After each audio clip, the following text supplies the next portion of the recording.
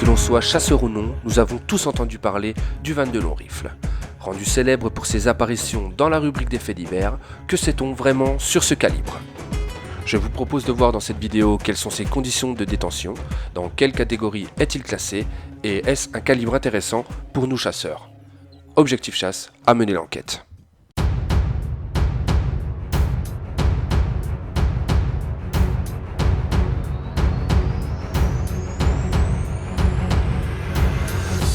Le 22 long rifle, ou 5,56-15R, est un calibre qui est né en 1887 aux États-Unis, soit il y a environ 135 ans.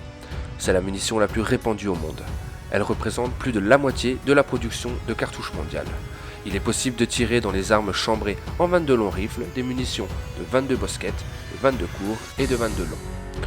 Notons que le 22 Magnum ne passe pas dans une chambre de 22 long rifle à cause de son étui plus long et plus large que ses congénères de calibre 22.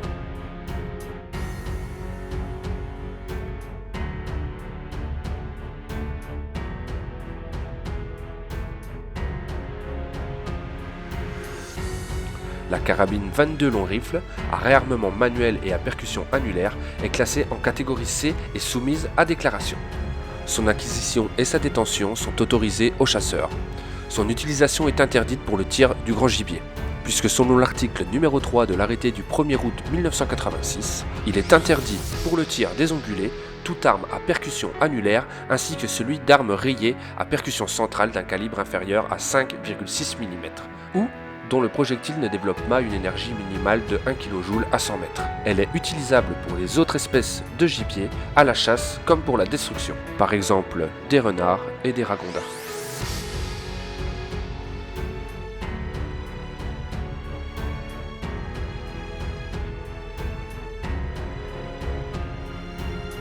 La carabine 22 long rifle semi-automatique dotée d'un chargeur amovible supérieur à 3 coups est classée en catégorie B. Elle est interdite à la chasse. Son acquisition et sa détention n'est pas autorisée pour les chasseurs, sauf pour les détenteurs d'une autorisation viagère. Cependant, elle reste interdite à la chasse. Dans de nombreux départements, les arrêtés préfectoraux en réglementent l'usage ou l'interdisent. Il faut donc consulter l'arrêté préfectoral relatif à la sécurité publique auprès de votre préfecture. Si l'arrêté préfectoral ne prévoit pas de restriction quant à l'utilisation d'une carabine 22 long rifle, il est alors possible de l'utiliser en chasse dans les conditions évoquées juste avant.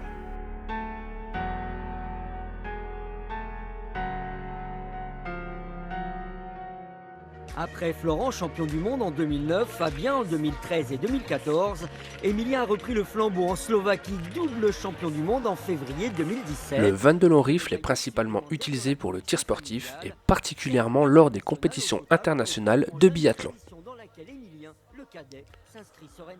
À la chasse, ce petit calibre n'a pas de réel intérêt selon moi puisqu'il développe une vitesse et une énergie qui nécessitent de tirer à faible distance au risque de blesser l'animal, ce qui n'est pas acceptable pour chaque chasseur qui se respecte.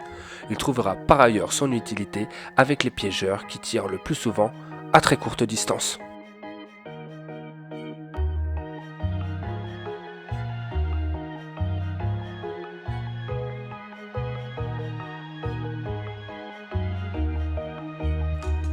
En regardant de plus près le tableau comparatif de balistique des munitions d'armes d'épaule les plus répandues, nous pouvons clairement nous apercevoir que ce petit 22 long rifle est bien loin derrière le premier de ses concurrents directs, j'ai nommé le 223 Remington, avec une vitesse en mètres par seconde qui passe du simple au double et une énergie qui passe de 200 à quelques 1740 joules. Un sacré avantage pour le 223 qui passe largement la barre des 1000 joules autorisés pour la chasse du gros gibier et qui peut donc très bien nous accompagner lors de nos sorties à l'affût, à l'approche des renards, mais aussi du brocard.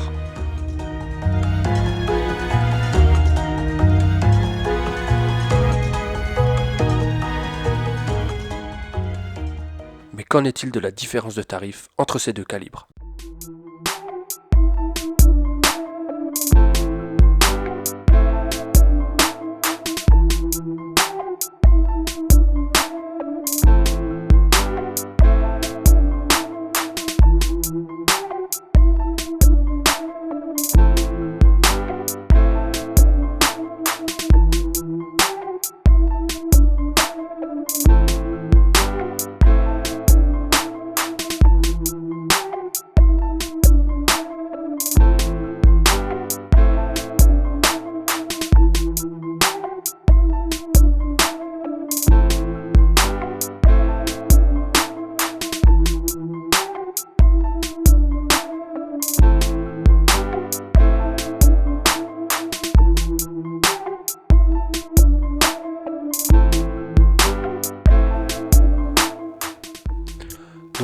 franchement, en ayant passé un petit peu de temps sur le net à comparer les deux calibres, les tarifs et puis bon, les munitions, tout ça, je me suis vraiment rendu compte qu'en fait c'était plus facile de se procurer du 22 Low Rifle plutôt que du 223 Remington. Donc me demandez pas pourquoi, je ne sais pas. Par contre, c'est vrai qu'en 223 Remington, il faut tout de suite monter dans les prix pour trouver des carabines. En 22 Long Rifle, j'ai réussi à trouver des choses qui étaient malgré tout intéressantes à partir des 350 € à peu près. Donc je pense que pour aller au piégeage ou alors à l'affût des petits animaux, comme dit auparavant, puisqu'on n'a pas le droit de tirer le grand gibier avec le calibre 22 Long Rifle, je pense que 350 € ça peut être pas mal dans un prix de départ. Après, c'est vrai que moi j'avais fait cette vidéo pour une personne qui m'avait demandé de m'intéresser un petit peu plus près à ce calibre là. Personnellement, je trouve pas que ce soit vraiment une bonne solution pour la chasse. Je pense qu'il faut laisser ça pour les tireurs sportifs. Franchement, je ne pense pas que le 223 soit une très bonne alternative non plus. Donc bon, je vous le dis, je tourne la vidéo en live, donc je fais les recherches au fur et à mesure et je découvre tout ça en même temps que vous, donc je vous cache rien. Et c'est vrai que bon, on a parlé du 223 parce que dans le tableau c'était le calibre qui se rapprochait le plus du 22 Long Rifle, mais personnellement je pense qu'il faudra qu'on se penche un petit peu plus tous ensemble sur des calibres un peu plus intéressants pour nous à la chasse, qui pourraient nous servir pour pouvoir aller au renard et au brocard.